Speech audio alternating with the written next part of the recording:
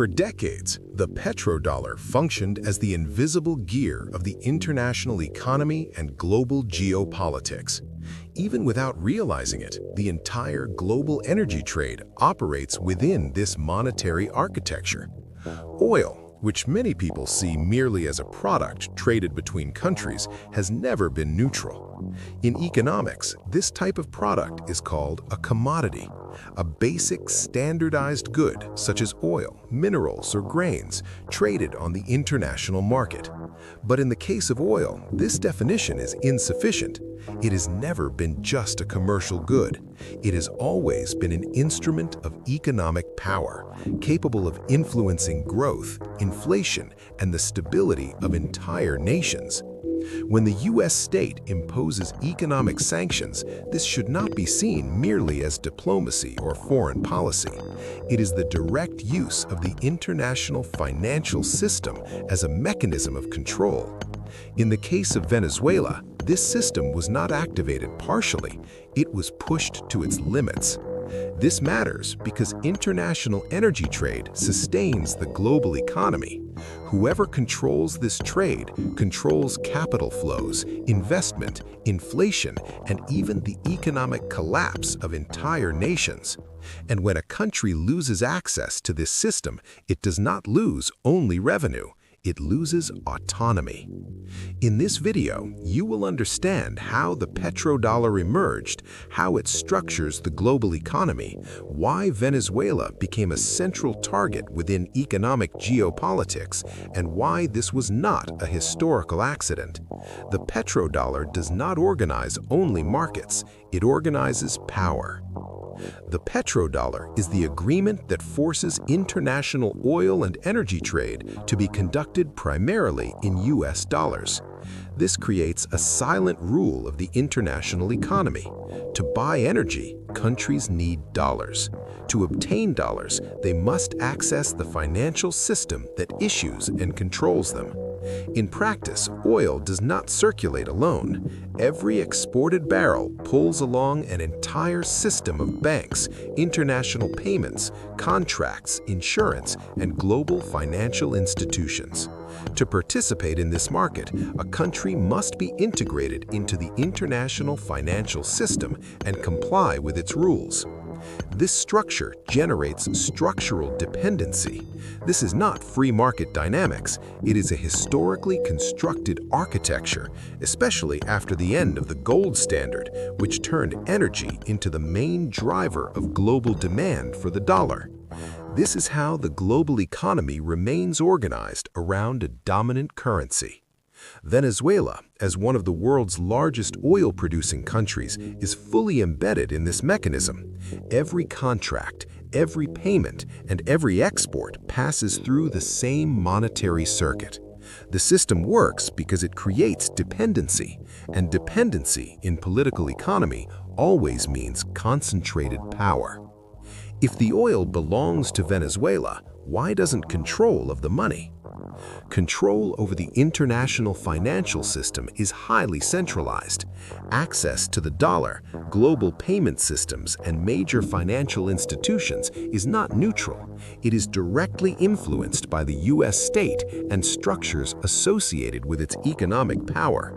When a country produces oil but does not control the currency in which that oil is sold, a profound asymmetry emerges.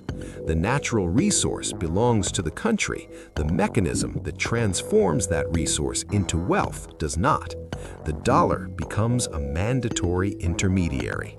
Whoever controls the issuance, circulation, and access to the dollar defines the rules of global trade. This creates a clear hierarchy in the international economy. Core countries control the system, peripheral countries operate within it. This is not an ideological opinion, it is the structure of the system itself. The petrodollar's advantage is not only economic efficiency, it lies in its capacity to be used as a geopolitical weapon. The dollar allows entire economies to be isolated without military war. Control is exercised through financial rules. Economic sanctions function exactly this way. They block transactions, freeze assets, and punish banks and intermediaries. The targeted country loses access to international trade, even while possessing strategic resources. At that point, currency ceases to be merely a medium of exchange. It becomes a direct instrument of economic coercion. But what happens when this power stops being a threat and starts being used in practice? Venezuela illustrates this logic precisely. Despite possessing vast oil reserves, it became dependent on decisions made outside its territory. Who could buy its oil, how payment would be made, and whether the transaction would be authorized ceased to be sovereign decisions. International trade creates the appearance of equality among countries, but the structure is hierarchical. Whoever controls the currency controls the system, and whoever controls the system decides who participates in it. As economic sanctions accumulate, normal economic functioning collapses. Venezuela was progressively isolated from the international financial system.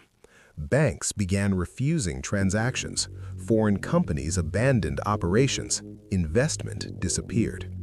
The result was a deep economic collapse. The local currency rapidly lost value, inflation exploded, basic services entered crisis, and all of this occurred while the global economy continued to operate normally. The sanctions were not applied to correct internal economic imbalances.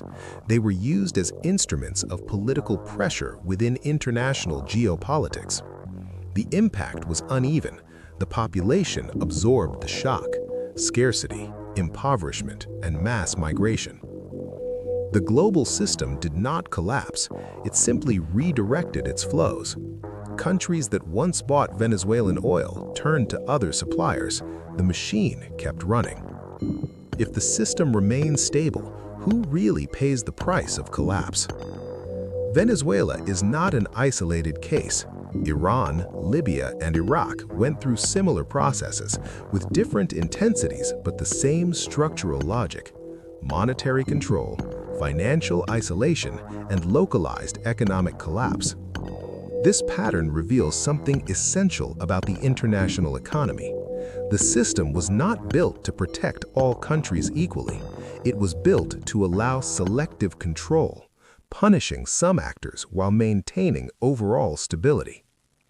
The most severe aspect was not the initial collapse, but its normalization. Sanctions became permanent, even in the face of evident humanitarian crises. The exception became the rule. Venezuela continued producing oil, but under constant restrictions and without full access to the global market. If this system had truly failed, it would have been dismantled, but that did not happen. So, an inevitable question arises: how does this system continue functioning even after destroying entire economies? Today, Venezuela remains inside the petrodollar circuit, but in a limited and disadvantageous way. Oil is sold through restricted channels with higher costs, forced discounts, and lower transparency. Chinese and Russian companies filled part of the space left by Western firms, but these operations remain connected to the dollar-based global financial system. The system was not shut down, it was redirected. Venezuela attempted alternatives: bilateral agreements, new currencies, cryptocurrencies. All ran into the same structural obstacle. Outside the petrodollar, trade is more expensive, riskier, and less competitive. This cost gap functions as a permanent economic punishment. Every transaction involving Venezuelan oil is monitored. Companies assess risk. Countries hesitate. The fear of losing access to the international financial system outweighs any immediate economic advantage. This is the system's true power. But there is a point where this process becomes irreversible. When an oil-producing country is cut off from the international financial system, it enters economic lock-in. Without access to the dominant currency, there is no trade. Without trade, there is no investment. Without investment, production falls. the cycle feeds itself. The economy deteriorates, exit capacity disappears. The global market does not depend on any single country. It adjusts, replaces suppliers, and maintains stability. The system was not designed to be fair. It was designed to be controllable. The collapse of the petrodollar in the Venezuelan case does not mean the end of the system. It means a demonstration of how it functions when someone tries to leave the machine. The petrodollar was never just about economic efficiency. It has always been about power, dependency, and control within the international economy. Venezuela reveals the real operation of this system when it is pushed to its limits. This is not just a national case, it is a structural demonstration of economic geopolitics in action. Further ahead, I will show how other countries have begun to challenge this system and how far it can go before generating even greater ruptures in the global economy.